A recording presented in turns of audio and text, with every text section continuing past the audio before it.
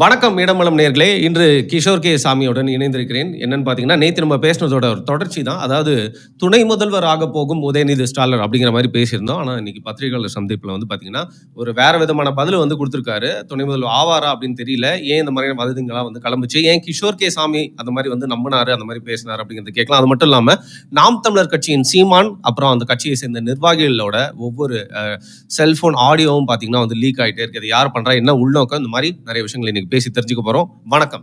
நீங்கள் அவரோட பேட்டியை ஃபுல்லாக பார்த்தீங்கன்னா நீங்கள் புரிந்து கொள்ளலாம். பட் அவர் அதை மறுக்கவில்லை. அவர் என்ன சொல்கிறாரு, நாங்கள் எல்லோருமே எல்லா அமைச்சர்களுமே நம்ம முதலமைச்சருக்கு துணையாகத்தானே இருக்க போகிறோம் அப்படின்ட்டு. சரியா? இதுக்கு பேர் அக்மார் கருணாநிதித்தனம். என்ன, யாரும் உதயநிதி குறித்து வதந்தி இங்கே பரப்பலை. உதயநிதி தான் பல வதந்திகளை ஆரம்பத்திலிருந்து பரப்பி வருகிறார். நான் அரசியலுக்கே வரமாட்டேன் என்று சொன்னார், வந்தார். நான் எம்எல்ஏ ஆக மாட்டேன் என்று சொன்னார், ஆனார். நான் அமைச்சர் ஆக மாட்டேன் என்று சொன்னார், ஆனார். இப்போ இந்த எல்லாத்துலேயும் வதந்திகள் யார் பரப்பியது? உதயநிதி தரப்பு தான். உதயநிதியே பரப்பினார்னு சொல்லுவேன். சார், நாம் இங்கே சொல்கிறது என்னென்னா, நீ துணை முதலமைச்சர் ஆகிட்டு போ, இல்லை முதலமைச்சராக கூட ஆகிட்டு போ. ஏன்னா ஐந்து வருடங்கள் கடுங்காவல் தண்டனை தமிழகத்திற்கு கொடுக்கப்பட்டிருக்கு. இந்த 5 வருடங்கள் கழித்தாக வேண்டும். இதில் எது வேண்டுமானாலும் நடக்கலாம். அதைத்தான் நான் நேற்றுக்கே கூட நாம் தமிழர் விவகாரம் பற்றி பேசும்பொழுது ஒரு கருத்து தெரிவித்தேன். திமுக ஆட்சியை கொண்டு வந்து நீங்கள் தமிழகத்தில் திமுகவை கொண்டு வந்து தமிழகத்தில் ஆட்சியில் வைப்பது என்பது தென்னந்தோப்பில் ஒரு குரங்கு பண்ணையை கொண்டு வந்து வைப்பது சமம். அதுக்கு மேலே நான் சொல்கிறதுக்கு எதுவுமே இல்லை. ஒரு தென்னந்தோப்பில் கொண்டு வந்து குரங்கு பண்ணையை வச்சா என்ன ஆகும்? அதுதான் நடந்துக்கிட்டு இருக்கு இப்போது. அதனால் இந்த கும்பலை வந்து நீங்கள் வந்து எல்லாத்தையும் கொடுத்துட்டீங்க. ஆட்சி அதிகாரம் எல்லாவற்றையும் இந்த கும்பலிடம் நீங்கள் கொடுத்து விட்டீர்கள் என்கிற நிலையில் அதுவாக அடங்கினாதான் உண்டு. அது வரைக்கும் நாசம் செய்ய போகிறார்கள், நாசம் செய்து கொண்டிருக்கிறார்கள். தொடர்ந்து நீங்கள் வந்து இன்னும் நிறைய விஷயங்களை பார்ப்பீங்க. அதனால் இப்போ உதயநிதி துணை முதலமைச்சர் ஆவதுனாலையோ அல்லது நாளைக்கு முதலமைச்சராகவே வருதுனாலையோ நமக்கு எந்த இதில் வந்து நமக்கு ஒன்றும் சொல்கிறதுக்கு எதுவுமே கிடையாது.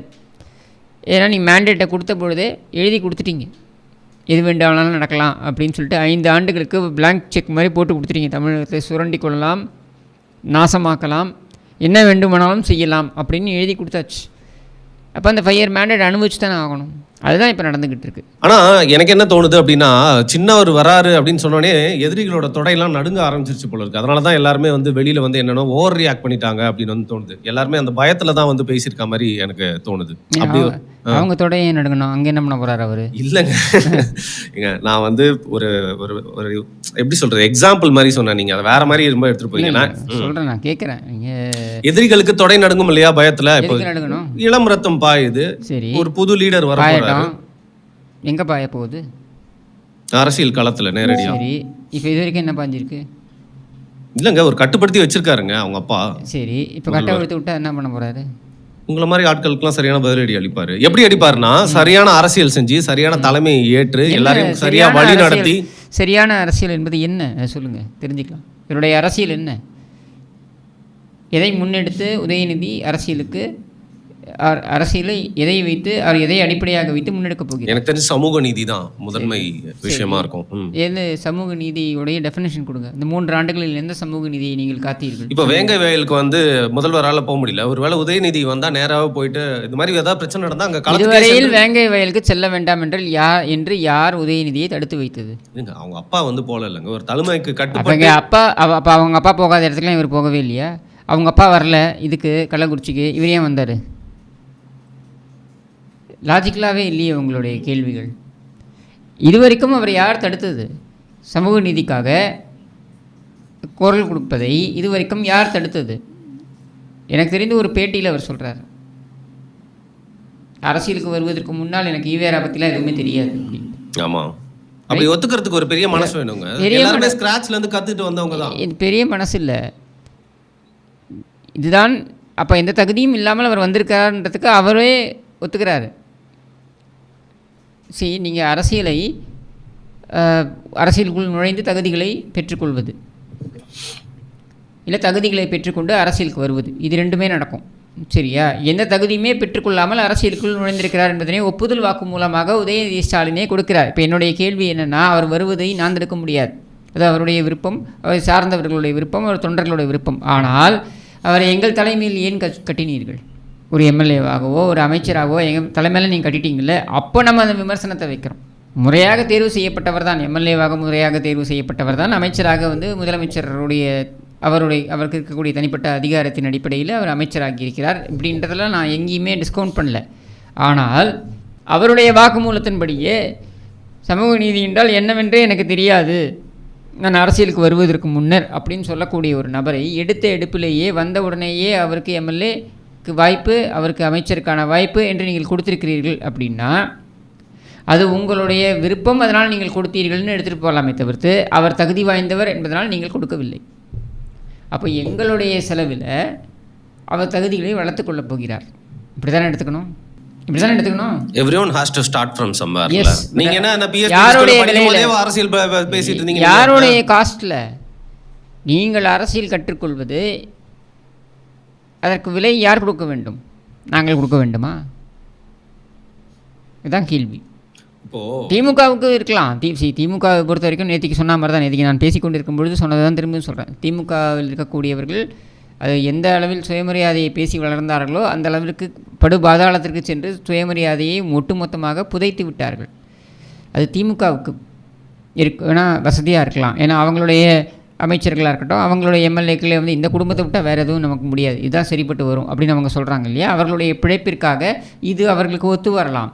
அதை நான் நுழைந்து கேள்வி கேட்க போகிறதில்லை.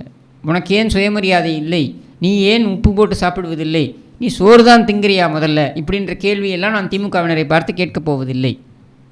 சரியா? ஆனால் இது நிர்வாகம் என்கிற நிலையில் தமிழ்நாடு அப்படின்னு வரும்பொழுது அங்கே இந்த நபர் ஜஸ்ட் பிகாஸ் திமுக தேர்வு செய்தது அப்படின்ற ஒரு காரணத்திற்காக இந்த நபர் இங்கே முன்னிலைப்படுத்தப்பட்டு மக்கள் முன்னாடி மக்கள் பிரதிநிதிக்காக வாய்ப்பு கேட்டு ஒரு வேட்பாளராக வருவார் என்றால் அவரை அசை போட வேண்டிய அல்லது அவரை அலசி ஆராய வேண்டிய அவசியம் நமக்கு ஏற்படுகிறது. அதை தான் நம்ம சொல்கிறோம் இங்கே.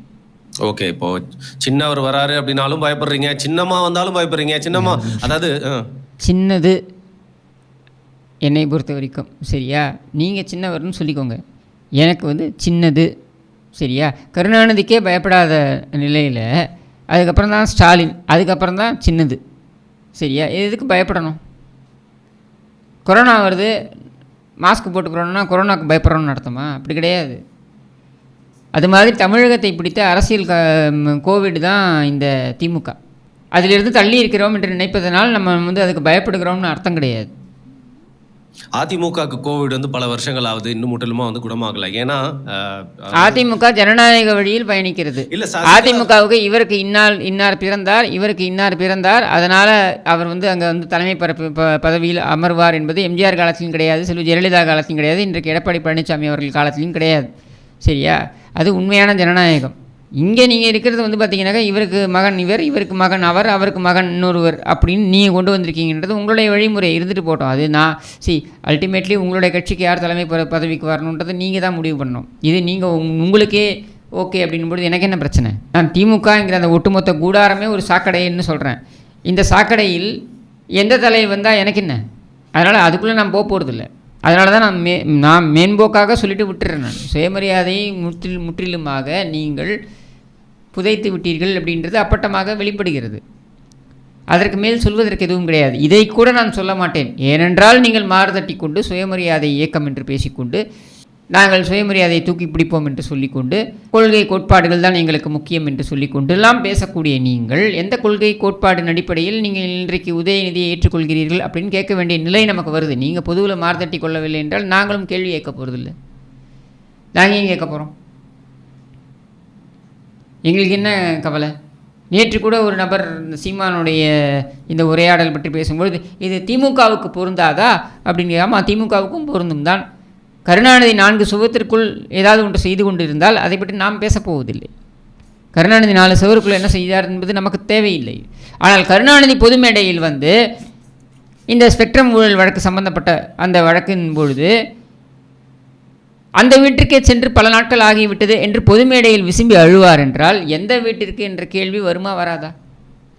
இதை நீங்க எவ்வளவு நாள் வந்து சொல்லி வந்து சந்தோஷப்பட்டுக்க போறீங்க? எவ்வளவு நாள் நீங்க தேவையில்லாத ஒரு நீங்க எவ்வளவு நாள் வந்து கருணாநிதி புகழையும் மற்றவர்கள் புகழையும் நீங்க பேசுறீங்களோ அத்தனை நாட்களும் நாங்கள் இதை பற்றி பேசுவோம். அப்படித்தான் பேசுவோம், அப்படித்தான் கேட்போம். இதையெல்லாம் பொது மேடையில் நடந்த விஷயங்கள். பொது மேடையில் உன் குடும்பத்தை நீ திணித்து, பொது மேடையில் உன் குடும்பத்திற்கு பதவியை கொடுத்து நீ அழகு பார்க்க வேண்டும் என்று நினைத்தால் இவர்களெல்லாம் யார் என்ற கேள்வியை கேட்பது என்பது இயல்பு தானே. அதுவும் ஒரு தனிப்பட்ட உரையாடலும் ஒன்றுன்னு சொல்வீங்களா? கருணாநிதிக்கு பொருந்தாதா என்றால் கண்டிப்பாக கருணாநிதி குடும்பத்திற்கு இது பொருந்தாது. சரி, இப்போ வந்து சசிகலா அவர்கள் வந்து எந்த ஒரு பொறுப்புலையுமே இல்லை. அவங்க கட்சி விட்டு அரசியலை விட்டு ஒதுங்கி தான் இருக்கிறாங்க. ஆனால் இப்போ வந்து ஒரு சுற்றுப்பயணம் போகிறாங்க அப்படிங்கிறப்போ ஏன் ஏடிஎம்கேல இருக்க வந்து எக்ஸ் மினிஸ்டர்ஸாக இருக்கட்டும், நிர்வாகிகள்லாம் ஏன் ரியாக்ட் பண்ணுறாங்க? சின்னமாக வராங்க, செதற விட போகிறாங்க அப்படிங்கிற மாதிரி ஏன் எல்லாம் பயப்படுறீங்க அப்படின்னு கேட்குறேன் நான். இல்லை, யாரும் திமுகவுக்கு பிடிச்ச கொரோனான்னு உதயநிதியை சொல்கிறீங்க. அதான் சொன்னேன், அதிமுகவுக்கு பிடிச்ச கோவிட் வந்து இன்னும் ஒழியவே இல்லையே. சரி, அண்ணா திமுகவை பொறுத்த வரைக்கும் நான் திமுகவே கொரோனான்றேன். திமுகவை பிடித்த கொரோனான்னு இல்லை, திமுகவே ஒரு கோவிட் தான். திமுக ஒரு தமிழகத்தை பிடித்த கோவிட், தமிழகத்தை பிடித்த எய்ட்ஸ், தமிழகத்தை பிடித்த வேற எந்த தீராத வியாதிகள் இருந்தாலும் அது எல்லாமே சரியா. நான் இப்போ அண்ணா திமுகவை எடுத்துக்கிட்டிங்கனாக்க செல்வி ஜெயலலிதா இருந்தபொழுது செல்வி ஜெயலலிதாவுடன் பயணித்தவர் திருமதி சசிகலா.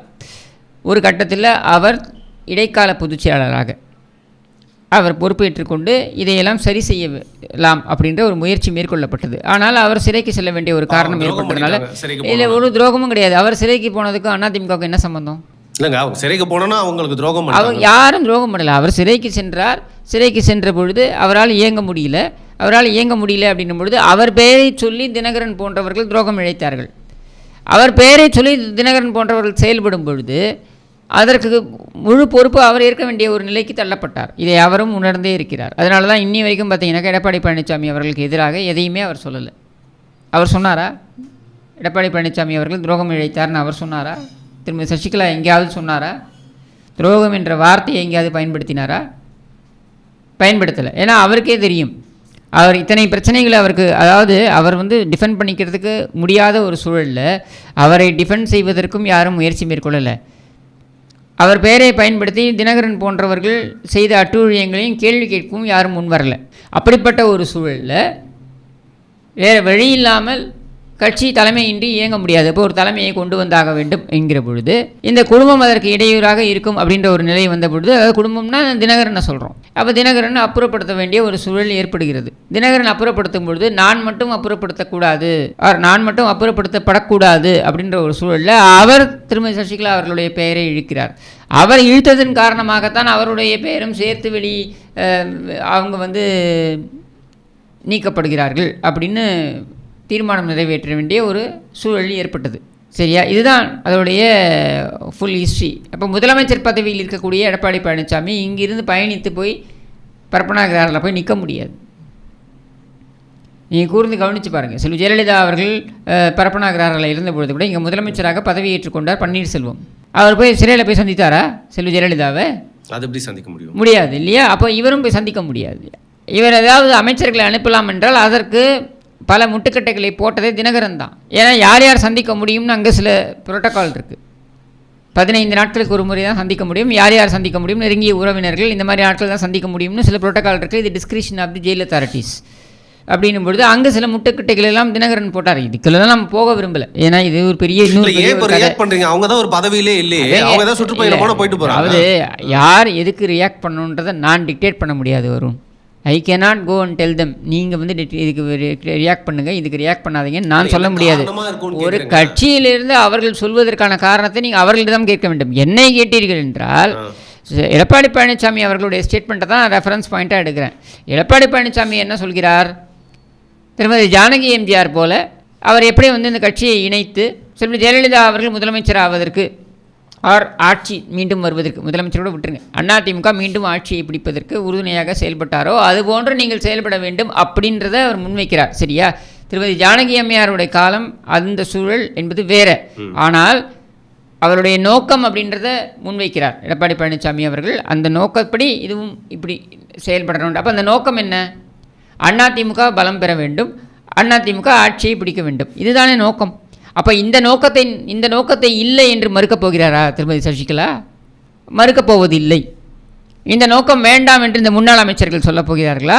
இல்லை. அப்போ எல்லோருடைய எண்ண ஓட்டமும் அதிமுக வெற்றி பெற வேண்டும் அப்படின்றது தான். அப்போ அதற்காக அவர் அங்கே சென்று மக்களை சந்திக்கிறாருன்னே வச்சுப்போம். இப்போ மக்களை சந்தித்த இடத்தில் எங்காவது ஒரு இடத்தில் அதிமுகவுடைய தலைமையை குறித்து பேசியிருக்கிறார் திருமதி சசிகலா என்றால் இல்லை, அவர் பேசலை.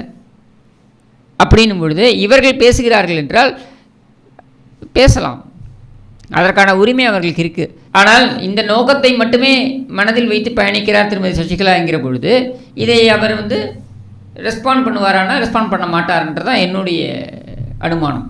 ஓகே. இப்போ வந்து பார்த்தீங்கன்னா கட்சியில் இவ்வளோ விஷயங்கள் நடந்துகிட்டே இருந்தாலும் ரீசெண்டாக எடப்பாடி பழனிசாமி அவர்களுடைய தலைமை மேலே கட்சியில் இருக்கக்கூடிய மூத்த தலைவர்கள் எக்ஸ் மினிஸ்டர்ஸ்லாம் கேள்வி எழுப்புறாங்க அப்படிங்கிற மாதிரியான விஷயங்கள்லாம் நிறையா ஒரு இன்ஃபர்மேஷனாக வெளில பரவிட்டு இருக்கு. அதெல்லாம் இந்த டைமில் கரெக்டாக வர்றதுக்கான காரணம் என்ன? என்ன கேள்விகள் எழுப்பியிருக்க முடியும்னு நினைக்கிறீங்க?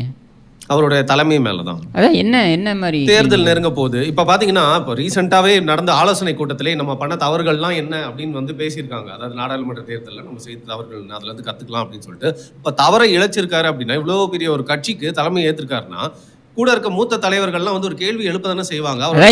சந்தேகம் எழுப்பதானே செய்வாங்க. என்ன கேள்வி, எதன் அடிப்படையில் கேள்விகளை, என்ன மாதிரியான கேள்விகளை, டெசிஷன் மேக்கிங்ல என்ன டெசிஷன் மேக்கிங் இல்ல கூட்டணி வெச்சுக்க என்ன டெசிஷன் மேக்கிங் அதை சொல்லுங்க. அவருடைய எந்த டெசிஷன் மேக்கிங் அவர் தனிப்பட்ட முறையில் எடுத்தார்? எல்லாமே கட்சி தான் சேர்ந்து எடுத்தது அப்படிங்க. அப்புறம் யாரை கட்சியில் வைத்திருக்க வேண்டும் அப்படின்ற முடிவை எடுத்தது எது? பொதுக்குழு, செயற்குழு. யாருடன் கூட்டணி வைக்க வேண்டும் ஆர் முக்கியமாக பாஜகவுடன் கூட்டணி வேண்டாம் என்ற முடிவை யார் எடுத்தது? எடப்பாடி பழனிசாமி எடுத்தாரா? கட்சி ஒட்டுமொத்தமாக எடுத்தார்கள். அப்போ எந்த டெசிஷனாக அவர் எடுத்தாருன்னு நீங்கள் அவரை மட்டும் குறை சொல்லுவீங்க? ஒரு பின்னடைவு ஏற்பட்டிருக்குன்னா முழு கட்சியும் தான் அதுக்கு பொறுப்பேற்றுக்க முடியும். தலைமைங்கிற பொறுப்பில் அவருக்கு தலைமை என்ற பதவியில் அவருக்கு தார்மீக பொறுப்பு இருக்கலாம். மற்றபடி எப்படி நீங்கள் சீனியர்கள் அவரை கேள்வி கேட்டார்கள் என்றால் இப்போ சீனியர்கள் அவரவர் தொகுதியில் என்ன பின்னடைவு ஏற்பட்டது அப்படின்றதுக்கு எடப்பாடி பழனிசாமியை மட்டுமே நீங்கள் குறை சொல்வீங்களா, இல்லை அவர்கள் சொல்லிக்கொள்ள வேண்டுமா? அப்படி எந்த சீனியரும் கேட்டால் மாதிரி தெரியலையே. கட்சி வெற்றி பெறுவதற்கு என்னென்ன செய்யலாம் அப்படின்னு அவங்க ஆலோசனை செஞ்சுருக்கலாம். கேள்வி கேட்டார்கள் அப்படின்றது யாருமே அக்னாலஜ் பண்ணலையே. நாங்கள் அப்படி எந்த கேள்வியாவது கேட்டோம் என்று யாராவது வெளியே சொல்லியிருக்கிறார்களா? எடப்பாடி பழனிசாமி அவர்களுடைய தலைமையை கேள்வி கேட்டு யாராவது சந்தேகத்தை எழுப்பி யாராவது பொதுவில் பேசியிருக்கிறார்களா? யாருமே பேசலையே. அப்புறம் எங்கிருந்து நீங்கள் இதை சொல்கிறீங்க?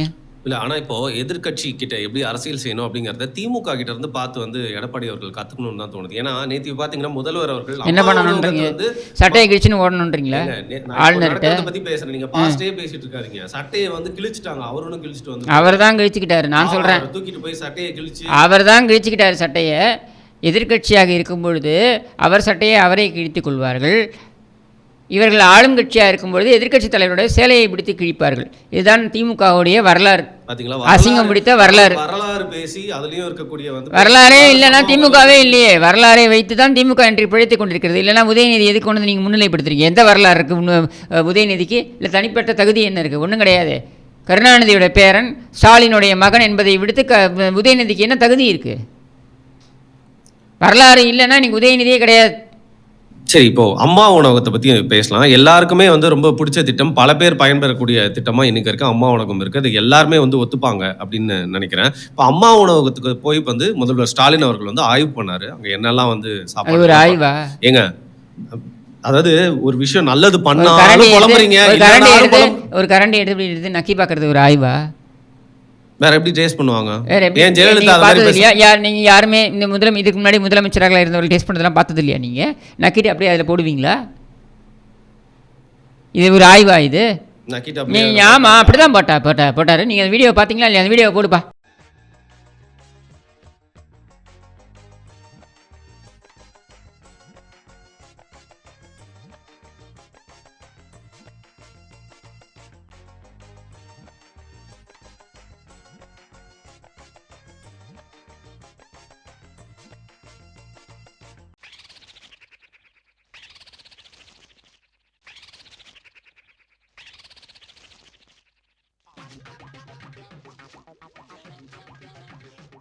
பார்த்துக்கோங்க. இது என்னது? இது ஆய்வா? இது அசிங்கமா இல்லை?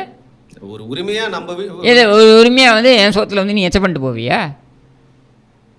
அதிகாரிகள் மேலே தாங்க தப்பு. சிஎம் ஒரு டேஸ்ட் பண்ண போறாருன்னா அவருக்கு ஏதாவது ஒரு ஸ்பூனு ஏதாவது. அப்போ உனக்கு பொது அறிவு இருக்க வேண்டாமா? 4 கட்சி தொண்டர்கள் உன்னை கை கொடுக்க வந்தாங்கன்னா கூட க்ளவுஸை போட்டு கை கொடுக்குற, இல்லை கை கொடுத்துட்டு சானிடைசர் போட்டு கழுவிக்கிறல்ல. உனக்கு அந்த சுத்தபத்தம் இருக்குல்ல, சாப்பிட வரவனுக்கும் அந்த சுத்தபத்தம் இருக்கணுன்ற அறிவு இருக்க வேண்டாமா உனக்கு? உன் வீட்டில் அனுமதிப்பாங்களா இந்த மாதிரி பண்ணுறதுக்கு, எச்சம் பண்ணி தூக்கி போட்டு போகிறதுக்கு? கேவலமாக இல்லை? இது ஒரு ஆய்வா? இது ஆய்வு என்றால் எப்படி நீ மேற்கொள்ள வேண்டும்? திடீரென்று ஆய்வு செய்தார். திடீரென்று ஆய்வு செய்யும்போது எப்படி அத்தனை அதிகாரிகளும் ஆஜரானார்கள், அத்தனை கேமராக்களும் ஆஜரானது?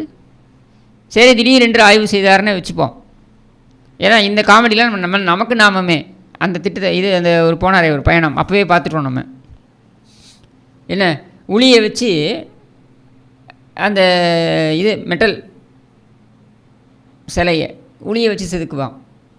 இவர் பக்கத்தில் போய் உட்காந்துப்பார், பின்னாலேருந்து கேமரா ஆங்கிள். எவனாவது உளியை வச்சு மெட்டல் இதை செதுக்குவானா? நம்ம அவ்வளோ முட்டாள்களா?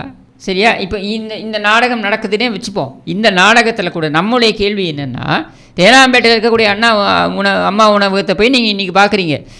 கேக்கனருக்கு வாங்க, இங்கே 3 அம்மா உணவகங்கள் இருக்குது, எந்த நிலையில் இருக்குன்னு வந்து பாருங்கள். நீங்களாம் போயிருக்கீங்களா முதல்ல? ஆமா. சும்மா ஏதாவது உங்க வீடு கேகே நகர்ல இருக்குன்னு சும்மா சொல்லாதீங்க. நான் பல முறை போயிருக்கேன். நீங்கள் சாப்பிட்ருக்கலாம், நானும் சாப்பிட்ருக்கேன். அதனால தான் சொல்கிறேன். இன்றைக்கி வாங்க, 2 பேரும் போவோம், சாப்பிடுவோம். வாங்க போய் சாப்பிடுவோம் வாங்க. கடந்த அதிமுக ஆட்சியில் என்ன குவாலிட்டி இருந்தது, இன்றைக்கி என்ன இருக்குன்னு பாருங்கள். நீங்கள் பொருட்கள் கொடுப்பதில்லை, கார்ப்பரேஷன்லேருந்து கொள்முதல் செய்து பொருட்கள் வழங்கப்பட வேண்டும். அதை வைத்து தான் அவர்கள் காய்கறிகளாக இருக்கட்டும், இல்லை மற்ற பொருட்களாக இருக்கட்டும், இதையெல்லாம் அவர்கள் வாங்கி, மளிகை சாமான்களாக இருக்கட்டும், இதெல்லாம் வாங்கி அவர்கள் கொடுத்து அதை அவர்கள் சமைக்க வேண்டும். சரியா? கையுறையிலேருந்து தலைக்கவசத்துலேருந்து எல்லாம் வழங்கப்பட்டது எப்போ? கடந்த அதிமுக ஆட்சி காலத்தில். இன்றைக்கு என்ன இருக்காங்க? அண்டா குண்டா எல்லாம் கூட கொண்டு போய் விற்றுட்டாங்க. அவ்வளோ பரிதாபமான ஒரு மோசமான நிலையில் அது இருக்கிறது. இன்னும் ஒருபடி மேலே போய் சொல்லணுன்னாக்க நீங்கள் இட் இஸ் ஈவன் அன்ஹைஜீனிக்னு சொல்லலாம். அந்த நிலையில் இருக்குது. போய் சும்மா எட்டி பார்த்துட்டு நான் 21 கோடி ரூபாய் கொடுக்குறேன் அப்படின்னா, இப்போ இத்தனை காலம் நீங்கள் கொடுக்காமல் இருந்ததுக்கு என்ன காரணம்? இல்லை, அது ஒரு நல்ல திட்டம்னு அக்னாலேஜ் பண்ணி தான். நீங்கள் உங்களுக்கு ஞாபகம் இருக்குன்னு நினைக்கிறேன், 2021 திமுக ஆட்சி வந்ததுக்கப்புறமா வந்து பார்த்தீங்கன்னா, சில திமுகவினர் போயிட்டு சாந்தோம்லேயோ மயிலாப்பூர்லேயோ அங்கே இருக்கிற அம்மா உணவகத்தோட அந்த போர்டெல்லாம் அடித்து உடைச்சாங்க. திருப்பியும் அதெல்லாம் சரி செய்ய சொல்லிட்டு அவங்களாம் கைது பண்ணி திருப்பியும் ஒரு புது போர்டு அம்மா உணவகம்னு சொல்லிட்டு வந்து போட்டாங்க. ஸோ அந்த திட்டத்தை வந்து அக்னாலேஜ் பண்ணியிருக்காரு. அதுதான் நான் சொல்கிறேன். நீங்கள் ஒரே ஒரு நாள் உங்களோட பிஆர் ஸ்டண்ட்டுக்காக நீங்கள் அதை பண்ணிட்டு போனீங்க. அதுக்கப்புறம் நீங்கள் என்ன பண்ணீங்க? நீங்கள் ஒதுக்கவே இல்லையே. உங்களுடைய மேயர் இன்றைக்கு வந்து பாடம் எடுக்கிறாரு, இதை பாராட்ட மனம் இல்லையா அப்படின்ட்டு நாங்கள் கேட்கிறோம். நீங்களே தானே வந்து சொன்னீர்கள், அம்மா உணவகத்திற்கு பணம் ஒதுக்குவதற்கு எங்களால் முடியவில்லை, எல்லாம் நஷ்டத்தில் ஓடுகிறது. இதெல்லாம் நீங்கள் தானே சொன்னீங்க. ரேஷன் பருப்பில் துவரம் பருப்பு கொடுக்கறதுக்கு துப்பு இல்லை, வக்கில்லை. பாமாயில் கொடுக்கறதுக்கு துப்பு இல்லை, வக்கில்லை. நீங்கள் வந்து அம்மா உணவகத்தில் ஃப்ரீயாக அப்படி இட்லி கொடுத்துட கிழிச்சிட போகிறீங்களோ? அப்போ உங்களுடைய இது சென்னை மட்டும், நான் சொல்கிற தமிழ்நாடு முழுக்க அம்மா உணவகங்களுடைய நிலை என்ன? போய் பாருங்கள். உங்கள் ஊரில் போய் பாருங்கள். ஒரு ஊர்லேயும் அம்மா உணவகம் திறக்கப்பட்டதா? கோவிட் டைமில் ஒரு ஊர்லேயும் அம்மா உணவகம் வந்து இலவசமாக உணவு வழங்கும் அப்படின்னு சொல்லிட்டு முன்பணம் செலுத்தினார்களா? இன்றைக்கு அதோடைய நிலை என்ன? போய் பாருங்கள். நீங்கள் நான் சொல்கிறத விட்டுருங்க, நான் சொல்கிறது தவறுன்னே வச்சுப்போம். நான் காழ்ப்பில் அரசியல் காழ்ப்பில் சொல்கிறேன்னே வச்சுப்போம். மனசாட்சியுடன் நீங்கள் போய் பாருங்கள். அப்போ எதற்கு இந்த போலி நாடகம்? அதிகாரிகளை அழைத்து அம்மா உணவகங்களுக்கு வழங்க வேண்டிய பொருட்கள் வழங்கப்பட்டதான்னு கேட்டிருக்கணும். முதலமைச்சர் கேட்டாரா? சரி, குறைந்தபட்சம் சென்னை மேயர், மற்ற இடத்துலலாம் விட்டுருங்க, சென்னை மேயரையாவது கூப்பிட்டு சென்னையில் இயங்கக்கூடிய அம்மா உணவகங்களாவது சரியாக இயங்குகின்றனவா என்று கேட்டிருக்கணும். கேட்டாரா? ஆய்வுக் கூட்டங்கள் நடத்தப்பட்டவனவா? ஒன்றும் கிடையாது. வெறும் பப்ளிசிட்டி ஸ்டண்ட் தான். இந்த அரசாங்கம் ஆரம்பத்துலேருந்து சொல்கிறேன், இது ஒரு நாடக கம்பெனி, ஒரு பொம்மை முதலமைச்சர். இது தினம் ஒரு நாடகம் அரங்கேறும். அதில் நேற்று நடந்ததும் அப்படித்தான். ஓகே, ஏதோ சாப்பிட்டுட்டு போட்டாருன்றதுக்காக திருப்பியும் வந்து போட்டு. ஆமாங்க, இப்போ நீங்கள் ஒன்றும் இல்லை, நான் சொல்கிறேன். நீங்கள் உங்களுடைய பக்கம் மட்டுமே பார்க்குறீங்க. நான் சொல்கிறேன், 2006 தேர்தல் பிரச்சாரத்தில் செல்வி ஜெயலலிதா வாகனமெல்லாம் போயிட்டுருக்கு. போகும்பொழுது அவங்க இந்த குழந்தைகள்லாம் வந்து பேர் சொல்ல சொல்லி உச்சி முகர்ந்து பேர் சொல்லுவாங்க. பிரச்சனை என்னென்னா, இவங்க எல்லா இடத்துலையும் பேசிக்கிட்டே போகிறாங்க, எல்லா இடத்துலையும் பேசிக்கிட்டு இருக்காங்க. குழந்தை வருது, குழந்தைய எடுத்துகிட்டு நிறைய குழந்தைங்களை எடுத்துகிட்டு வந்துகிட்டே இருக்காங்க. அப்படின்னும் பொழுது அந்த குழந்தைய உச்சி முகரும் பொழுது இன்ஃபெக்ஷன் அதுக்கு வரலாம். ஏன்னா அது பாவம் ஒரு டெண்டர் சைல்டு இல்லையா, கம்யூனிட்டி கம்மியாக இருக்கும் அப்படின்ட்டு. அதனால் அவங்க என்ன பண்ணுறாங்க, கையை மேலே வைத்து அதுக்கு உச்சி முகருது அப்படின்னா தன் கையை முத்தமிட்டு கொள்கிறார் இப்படின்னு சொல்லி ஒரு பிரைம் டைமில் செய்தி போட்டது சன் டிவி. இதை மேடையில் பேசியவன் தயாநிதி மாறன். அப்போல்லாம் அரசியல் பண்ணாமல் நீங்கள் என்ன அவியல் பண்ணிகிட்டு இருந்தீங்களா? இதையெல்லாம் வச்சு நீங்கள் அரசியல் பண்ணீங்களா? எவ்வளோ கேவலமான ஒரு சிந்தனை, என்ன ஓட்டம். இப்போ சாப்பிட்டுட்டு போட்டாருன்னு அதை யாரும் சாப்பிடாமலாம் இருந்திருப்பாங்க. கட்சி யாருக்கு தெரியும்? அடிச்சுப்பாங்க. அது சாப்பிடுவாங்க.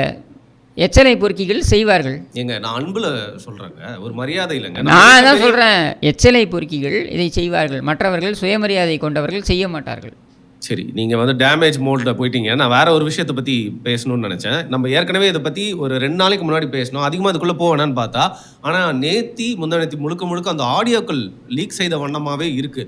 நேற்று முக்கியமாக வந்து பார்த்தீங்கன்னா நாம் தமிழர் கட்சியோட சீமான் அவர்களுடைய ஒரு டெலிஃபோன் உரையாடல் மாதிரி ஒன்று வெளியாயிருக்கு. அது எந்த அளவுக்கு உண்மையாக அவர் வாய்ஸானு எனக்கு தெரியல. அதில் என்ன சொல்கிற மாதிரி இருக்குன்னு பார்த்தீங்கன்னா, கட்சியில் சில பிசிறுகள்லாம் இருக்குது. அதில் ஒரு பிசிறு வந்து இந்த காளியம்மா, இன்னொன்று வந்து நத்தம் சிவசங்கரன் ஒருத்தர் இருக்கார், அவர் தான் மென்ஷன் பண்ணுறாருன்னு நினைக்கிறேன். இவங்களெல்லாம் தட்டி விட்டுட்டா அப்புறம் நம்ம பாட்டு வேலையை பார்த்துட்டு போயிட்டே இருக்கலாம் அப்படிங்கிற மாதிரி. அதுக்கப்புறம் சாட்டை துரைமுருகன் வந்து யார்கிட்டயோ வந்து ஒரு ஆல்கஹால் பேரை சொல்லி கேட்குற மாதிரி. அதுக்கப்புறம் நம்ம ஏற்கனவே பேசுன மாதிரி இடும்பாவனம் கார்த்தி அவர்களுடைய தனிப்பட்ட வாழ்க்கையில் நடந்த ஒரு கான்வர்சேஷன்லாம் வந்து வெளியிட்டது. இதெல்லாம் வந்து வெளியிட்டுட்டே இருக்கிறது பார்த்தீங்கன்னா திருச்சி சூர்யா அப்படிங்கிறவரோட ஹேண்டில் வந்து வெளியாகுது. அண்ட் இப்போ அவர் திமுகவோட கட்டுப்பாட்டுக்கு திருப்பியும் போயிட்டா மாதிரி தெரியுது. அவர் பாஜகலேருந்து வெளியில் வந்திருக்காரு. திமுக தான் அவரை வந்து யூஸ் பண்ணி இந்த ஆடியோக்கெல்லாம் ஒன்று ஒன்றா வெளியிட்டு இருக்காங்க. சீமானுக்கு அவப்பெயர் ஏற்படுத்தணும் அப்படிங்கிறனால. அப்படிங்கிறதா நாம் தமிழர் கட்சியில் நிறைய பேர் வந்து இதுக்கு எதிர்வாரமாக வந்து வைக்கிறாங்க. நீங்கள் இதெல்லாம் வந்து பார்த்துட்டு தான் இருந்திருப்பீங்க கண்டிப்பாக. ஸோ என்ன நினைக்கிறீங்க? 2 விஷயம். ஒன்று என்ன, நாம் தமிழர் கட்சி ஏன் டிஃபென்சிவ் மோடில் போகிறாங்கன்னு எனக்கு தெரியல. மிகப்பெரிய தவறு என்ன அப்படின்றத இதில் என்ன நான் பார்க்குறேன் அப்படின்னா, நாம் தமிழர் கட்சியில் இருக்கக்கூடியவர்கள், அவர் அதோடைய அபிமானிகள், இவங்க டிஃபென்சிவ் மோடில் போகிறாங்க. நீங்கள் ஏன் டிஃபென்சிவ் மோடில் போகிறீங்க? கேட்டுகிட்டே இருக்காங்க. அவர் தான் பேசினார்னே வைத்துக்கொள்வோமே. இப்போ ஏஐ டெக்னாலஜி அது இதுன்றாங்க, இதெல்லாம் நான்சென்ஸ். என்னை பொறுத்திருக்கோம் அவர் தான் பேசினார்னே வச்சுப்போமே. அவரே பேசி இருந்தாலும் கூட அதில் என்ன தப்பு இருந்தது எனக்கு புரியலையே. அது ஒரு ப்ரைவேட் கான்வர்சேஷன். இங்கே ஒரு தலைவரும் ஒரு தொண்டர்களை பற்றியோ அல்லது அவர்களுடைய கட்சிக்குள் இருக்கக்கூடிய நபர்களை பற்றியோ பேசிக்கொள்வதையெல்லாம் பட்டவர்த்தனமாக வெளியில் கொண்டு வந்து நம்ம பேசுகிறோன்னு வைங்க. ஒளிப்பதிவு செய்து கொண்டு வந்து திருட்டுத்தனமாக பதிவு செய்து கொண்டு வந்து நம்ம பகிர்றோன்னு வைங்க. ஒரு தலைவரோட இங்கே மிஞ்ச முடியாது. ஆனால் யாரோட ஆடியோ அதிகமாக லீக் ஆயிருக்கு நீங்களே சொல்லுங்கள். சீமான் அவர்களுடைய இந்த மாதிரி நாம் தமிழர் கட்சியுடைய பலமும் பலவீனமும் அதுதான். நாம் தமிழர் கட்சியோட பலம் இதில் என்ன அப்படின்னாக்கா, நாம் தமிழர் கட்சி வளர்ந்ததுன்னு ஒரு கட்டமைப்பின் அடிப்படையில் வளர்ந்த கட்சி கிடையாது. ஒரு கட்சி, ஒரு பகுதி செயலாளர், ஒரு வட்ட செயலாளர், ஒரு மாவட்ட செயலாளர், இப்படி வளர்ந்த கட்சி நாம் தமிழர் கட்சி கிடையாது. சரியா? நாம் தமிழர் கட்சி ஒரு இண்டிவிஜுவல் பேஸ்டாக அதன் ஒரு சித்தாந்தம், இந்த ஒரு நபர் வந்து அந்த சித்தாந்தத்தை பரப்புரை செய்வார். இந்த நபருடைய பாணியிலேயே அவருடைய 2ஆம் கட்ட பேச்சாளர்கள், தலைவர்களும் சொல்ல மாட்டேன், 2ஆம் கட்ட பேச்சாளர்கள், இவர்களும் பரப்புரைகளை செய்வார்கள். இதன் அடிப்படையில் இவர்கள் ஒரு முக்கியத்துவம் பெறக்கூடிய ஒரு நிலைக்கு செல்வார்கள். இதற்கு அவர்களுக்கு மீடியா சப்போர்ட் இல்லை ஆரம்பத்தில். அப்படின்னும் பொழுது அவர்கள் கையில் எடுத்தது சமூக ஊடகங்கள். அப்போ சமூக ஊடகங்கள் நீங்கள் போகும்பொழுது உங்களோட ஆரம்பமே அங்கிருந்து வருது. அப்படின்னும் பொழுது உங்களுக்கு பொறுப்பு அப்படின்றது அவசியப்படாமல் போகுது. 2 காரணங்களுக்காக அது அவசியப்படாமல் போகுது. ஒன்று என்ன அப்படின்னா, உங்களுக்கு இழப்பதற்கு எதுவுமே கிடையாது. ஒரு வட்ட செயலாளர், ஒரு மாவட்ட செயலாளர், ஒரு பகுதி செயலாளர், இப்படி நீங்கள் இருந்தீங்கன்னா உங்களுக்கு அந்த பொறுப்பு கொடுக்கக்கூடிய, அந்த பதவி கொடுக்கக்கூடிய கூடுதல் பொறுப்புகள் இருக்கும். இது பேசலாம், இது பேசக்கூடாதுன்னு இருக்கும். அப்படி கிடையாது. அப்படின்னும் பொழுது அப்போ தெருமுனை பேச்சாளர்கள் அல்லது மேடையில் பேசக்கூடிய மேடை பேச்சாளர்கள் இப்படி இருக்காங்க இல்லையா, இவங்களுக்கு என்ன பெரிய பொறுப்பு இருக்க முடியும்? எந்த கட்சியாக வேணா இருக்கட்டும், அவங்களுக்கு பெரிய பொறுப்பு இருக்காது. அவங்க வந்து பேசிட்டு போயிடுவாங்க, அவ்வளவுதான். தோணுனதை பேசிட்டு போயிடுவாங்க. ஸோ இப்படி தான் நாம் தமிழர் கட்சி வளர்ந்துருக்கு. சரியா? நாம் தமிழர் கட்சி அவர்கள் பேசக்கூடிய கொள்கைகளாக இருக்கட்டும், அவர்கள் பேசக்கூடிய சிந்தனைகளாக இருக்கட்டும், இல்லை அவர்கள் முன்வைக்கக்கூடிய சிந்தனைகளாக இருக்கட்டும், இல்லை அவங்களுடைய திட்டங்களாக இருக்கட்டும், மாடு மேய்க்கிறவனெல்லாம் அரசு தொழிலாக்குவேன்னு சொல்கிறேன், இந்த மாதிரியான இதெல்லாம் பார்த்திங்கனாக்கா இதெல்லாம் வந்து யூத்தோப்பியன். சரியா? இதை எப்படி சொல்வார்கள் என்றால், நீங்கள் கையில் கரண்டியில் எண்ணெய் வைத்திருக்கிறார் என்றால் அதை கவனமாகத்தான் நீங்கள் அணுக முடியும். வெறுங்கையை வைத்திருப்பவர்கள் எப்படி வேணாலும் வீசி வீசி பேசலாம். இப்படி தான் இதை பார்க்கக்கூடியது. இப்போ நான் இது தவறு சரி அப்படின்ற ஆர்கியூமெண்ட்டுக்குள்ளே போகலை. ஒரு கட்டமைப்பின் அடிப்படையில் வளராத ஒரு காரணத்தினால இந்த கட்சியில் யார் எதை பேசுவது, யார் எது குறித்து பேசுவது, கருத்து தெரிவிப்பது அப்படின்றதுக்கு ஒரு கட்டுப்பாடு இல்லாமல் போயிடுச்சு. நான் இது ஒழுக்கத்தில் கூட இதை நான் ஒப்பிடலை. நான் சொல்கிறது என்னென்னா, ஒரு கட்சின்னு இருந்தால் இந்த நிலையில் இவங்க பேசுவாங்க, இந்த நிலையில் இவங்க பேசுவாங்கன்னு இருக்கு இல்லையா, அது மாதிரி கிடையாது. யார் வேண்டுமானாலும் எதை வேண்டுமானாலும் பேசலாம் என்ற நிலையில் அந்த கட்சி இருக்குது. இது சரி தவறு, அதான் திருப்பி சொல்கிறேன், வெரி கேர்ஃபுல். இது சரி தவறுன்றதுக்குள்ளே நான் போகலை. ஏன்னா நாம் தமிழர் கட்சியோட பலமும் அதுதான், பலவீனமும் அதுதான். இதில் முக்கியமாக சீமான் அவர்கள் எடுத்துக்கிட்டிங்கனாக்கா, அவர் வந்து ரொம்ப மொபைல் சாவியாக இருக்கார். ஒருவர் ஃபோனை வந்து அவர் வந்து நிறைய கருத்து பரிமாற்றங்களை வந்து அவர் செய்கிறார். ஏன்னா இது மாதிரி மொபைல் சாமியாக இருந்ததுனால தான் அந்த கட்சியே வளர்ந்துருக்கு. என்ன நடக்குது, என்ன நீங்கள் ஒன்றும் இல்லை, ஒரு நாம் தமிழர் கட்சியோட வளர்ச்சியோடைய அடிப்படையை எடுத்துக்கோங்க. இப்போ ஒரு யூடியூப், ஒரு ராமநாதபுரத்தில் ஏதோ ஒரு ராமநாதபுரத்தில் தூத்துக்குடியிலே வச்சுப்போம், தூத்துக்குடியில் ஒரு மீன் வலையெல்லாம் வந்து காய போடுறதுக்காக வச்சுட்டு உட்காந்துருக்கான். சரி, மீனவர்னு வச்சுக்கோங்க. இந்த மீனவர் காய போடுற சமயத்தில் என்ன பண்ணுவான், ஏதாவது பார்த்துட்டு இதாக இருப்பாங்க. இதை யூடியூப், இப்போ இந்த யூடியூப்பில் இது போகுது, ஒன்று சினிமா இல்லை அரசியல், இது ரெண்டு தான் சுவாரஸ்யமாக இருக்கக்கூடியது. சினிமா எவ்வளோ நேரம் பார்ப்பீங்க? அப்போ அரசியல் வரும்போது சீமான் பேசுகிறாரு, என்னுடைய மீனவன் மீது நீ கை வைத்தால் உன்னுடைய மாணவன் மீது நான் கை வைப்பேன் அப்படின்னு அவர் பேசுகிறாருன்னு வைங்க. அது அவனுக்கு அட்ராக்ட் பண்ணுது. யாருக்கு? மீனவனுக்கு. இதோடைய தாக்கம் என்னென்று தெரியாத ஒரு நபருக்கு. அவன் ஒரு கமிட்டட் ஓட்டர் கிடையாது, அவன் வந்து ஒரு விஷயத்தை சிந்தித்து பார்க்கக்கூடிய திறன் கிடையாது. அப்படின்னும் பொழுது அவன் இதை பார்த்த உடனே ஆமாம்ல கரெக்டு தானே, உணர்ச்சி பூர்வமாக அப்படின்னு அதை அணுகிறான். நான் அதனால் இது தவறுன்னு நான் சொல்லலை, இதுதான் அவருடைய கோர் ஓட்டர்ஸ். அப்படி தான் அவங்க வளர்ந்தாங்க. சரியா? அப்படி வளர்ந்து அதுக்கப்புறம் அவங்க வந்து உண்மையிலேயே இந்த மண்ணின் மீதும் இந்த மக்கள் மீதும் அதீத பற்றுக்கொண்ட நபர்கள்னு இருக்காங்க, அந்த கட்சியில் இருக்காங்க. சரி, அவங்களும் வந்து இவரை தலைவராக முன்னிலைப்படுத்துவது தான் சரியாக இருக்கும் என்று முடிவு செய்து இவரை முன்னிலைப்படுத்துகிறாங்க. இவரும் ஓயாமல் இந்த மண்ணுடைய சார்ந்த பிரச்சனைகளை, அது சரியோ தவறோ, இந்த பிரச்சனைகள் குறித்தெல்லாம் வந்து தொடர்ந்து குரல் கொடுத்து வந்திருக்கிறார். அது சாதி சம்பந்தப்பட்ட விஷயங்களாக இருக்கட்டும், பொருளாதாரம் சம்பந்தப்பட்ட விஷயங்களாக இருக்கட்டும், இல்லை எந்த துறையை வேணால் எடுத்துக்கோங்க, அத்தனை துறைகள் குறித்தும் அவருக்கு தெரிந்ததை அவர் மக்கள் முன்னால் கருத்துக்களாக வைத்து கொண்டே இருக்கிறார். சரியா? இந்த கருத்துக்களை வைத்து நிறைய டிபேட்ஸு பல இடங்களில் நடக்க துவங்கி இருக்கிறது. இதையெல்லாம் அவன் மறுக்க முடியாது. அப்படின்னும் பொழுது இதுதான் அவருடைய செல்லிங் பாயிண்ட்டாக இருக்குது. அப்போ அந்த செல்லிங் பாயிண்ட்டாக இருக்கிறத அவர் விட்டு கொடுக்கவும் முடியாது.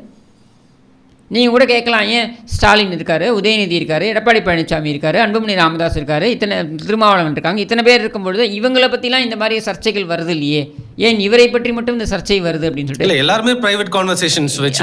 ஆனால் இவங்க எல்லாருமே ஒரு கட்டமைப்பின் அடிப்படையில் அவங்க அரசியல் நடத்திக்கிட்டு இருக்காங்க. இந்த கட்டமைப்பே இல்லாமல் அரசியல் நடத்தி கொண்டிருக்கின்ற ஒரே நபர் சீமான் தான்.